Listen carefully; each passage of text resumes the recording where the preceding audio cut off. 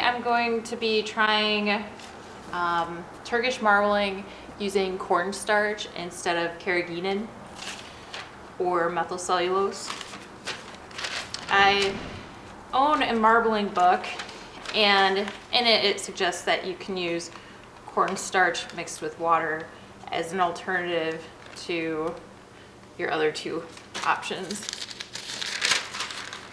Right now I'm just using phone book pages to remove any surface dirt or some of these residual bubbles on top of the size. I've never actually marbled using cornstarch before, so it'll be a bit of a learning experience. I have no idea how this is going to work out. And this isn't actually completely cornstarch. I dumped a whole box of cornstarch in here. Still wasn't enough, and then I added about 6 cups of flour. And it's not very thick. You might be able to see on the camera that it's kind of thick, but it's not as thick as I would like it to be. I could have added more flour, but I wanted to save that for actually cooking and baking, so I didn't. I noticed the bubbles, there's also a lot more. I think taking this off is going to help. Okay, let's see how this goes. I'm going to start out with a darker color. I kind of have these bubbles back here. I don't even think you can pick that up on camera, but I'm just going to scrape those off with my scraper. And what I'm using for a scraper is actually just a piece of book board that was it was just a scrap. It was bowed out, and I knew I wasn't going to use it for anything, so I trimmed it down to the size that I would need for my vat. I have some bubbles still. I'm not really worried about it. I'm not feeling really confident about this anyway, so I'm not going to worry about it being perfect.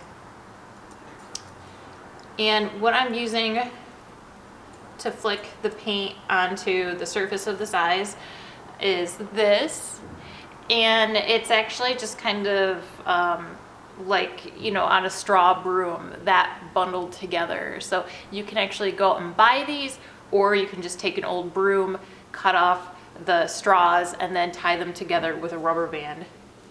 And I have an example of that right here. It's just a rubber band holding it in place right here. The paints I'm using are also just acrylic inks that have been diluted with water. So this is also stuff that, you know, you can make at home really. You don't have to go out and buy anything fancy. For a vat, you could just use a new kitty litter box, and those run about $2, or you can use just a baking dish that you already have at home. All right, let's see how this goes. Just tapping it against my finger. It's not really spreading a whole lot, and I'm getting these star shapes on the surface, which actually looks kind of cool, but it's not really what I was hoping for. Since the size is so thin itself, I think I might need to water down my paints a bit more so that they're even less dense than the cornstarch. Right now my paints are about the consistency of whole milk, and my size is the consistency of like cream. I'm gonna go in with my second color.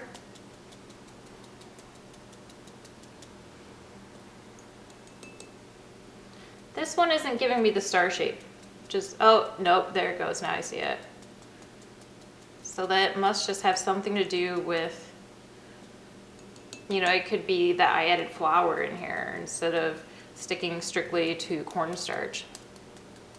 What inspired me to do this was I had gotten an email from a friend, and she had seen online that somebody had done Turkish marbling using liquid starch, which you can find in the laundry aisle of supermarkets.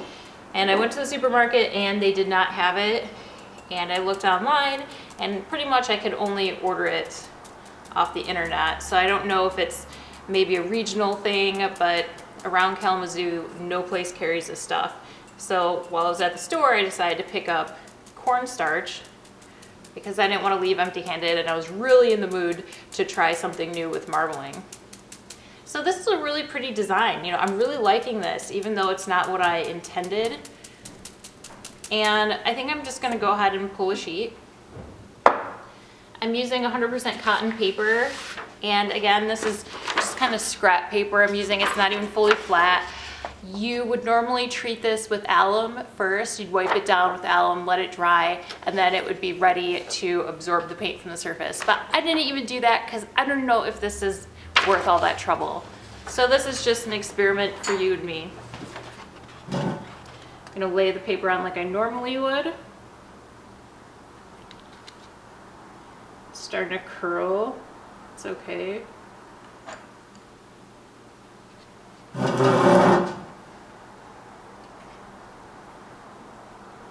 And I just tap down the edges where it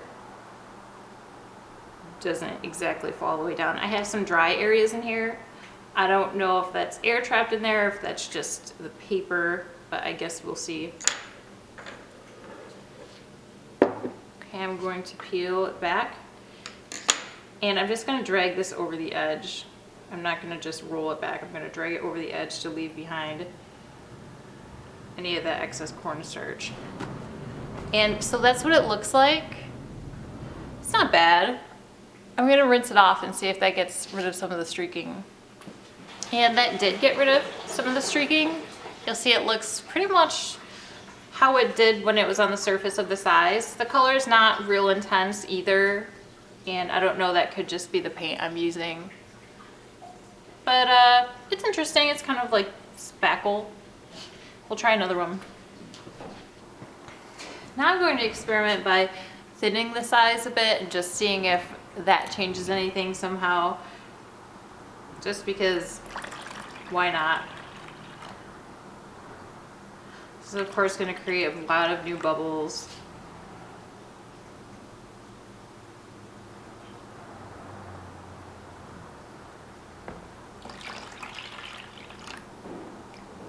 But we'll just scrape them off using our scraper.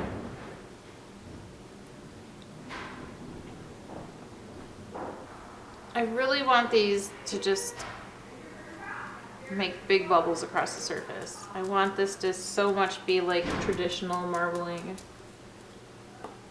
You know, this is starting to spread more. Maybe that's a good sign. I want to be able to comb through this design like I normally would. I'll be able to see better with this darker color. Oh my god, look at that! Wow! Okay, this is much better. So that's really interesting. So our size was, I suppose, too thick, even though it did not seem that way. This is great. But it's still different because you see these shapes. They're not these organic circles, they're more kind of like starbursts. But I like it. Cool, this is exciting. Okay, let's try another color. Let's try this red.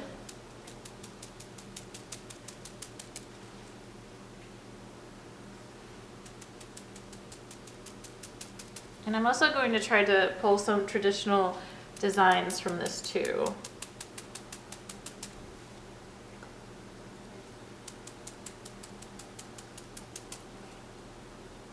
I wonder if part of the reason too is that my size was a bit warm still. Like I had made it hours ago, but it was still a bit warmer than room temperature. And the water that I added in was cold.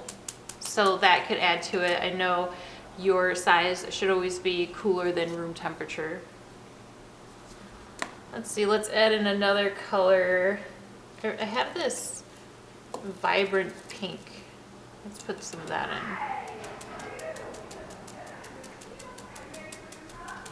I guess it's kind of like an orange neon pink.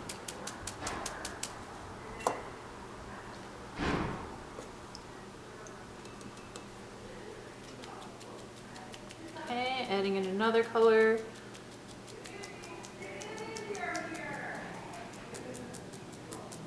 It doesn't look perfect, but you know, that's okay. I don't think anybody was expecting perfection, so. All right, let's comb through this and see what we got. This is a tool that I made, and it's just simply a block of wood that we had laying around, and I just hammered nails into it. I think these are each an inch apart. So I'm just going to slowly move through the vat. Oh, that looks really nice.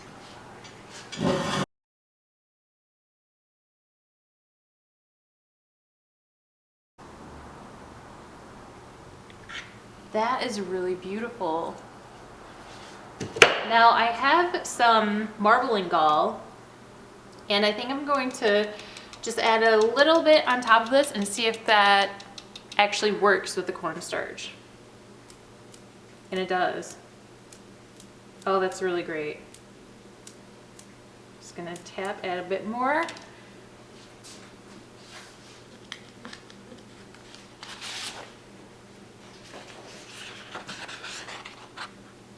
I'm going to carefully peel this back.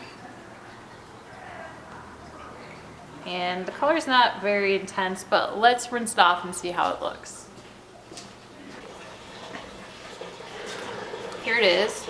And so yeah, the color's not intense at all. It's not like the first sheet that we pulled, but it's because the color spread out over a larger area, so it's less concentrated. For our next design, I'm going to spend a lot more time putting the paint on the surface, and hopefully that'll concentrate it a bit more.